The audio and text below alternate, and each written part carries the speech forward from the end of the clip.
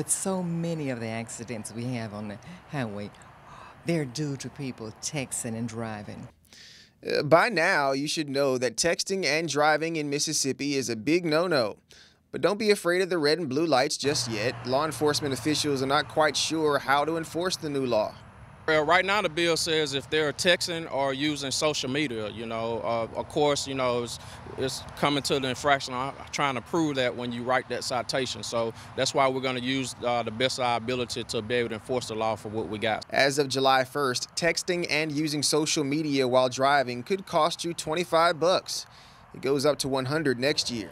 But if you're ticketed under this new law and you go to court, it's your word against the officers.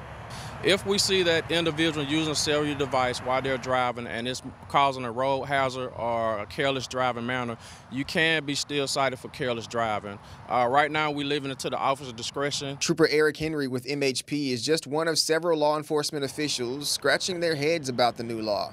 As it's written, it's very tough to identify violators. The reason why it's going to be difficult to enforce is because specifically it prohibits texting, not use of the phone. So if an officer is driving down the street and he sees a person using their phone next to him, it's going to be very, very difficult for him to figure out whether or not they're using GPS, whether or not he's using the speakerphone, or whether or not he is indeed texting. So we've said from the onset this is going to be a difficult law to enforce. Jackson Police Chief Lee Vance says the new law needs to be more general to give police officers a fair shake at enforcing it. Would you agree at this point that the law as it's written is kind of shifty?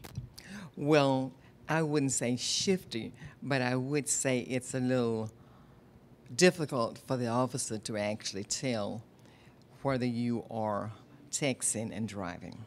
Representative Alice Clark of District 69 co-authored the new law. She agrees it has issues, and she says when session reconvenes in January, she hopes lawmakers will revisit it.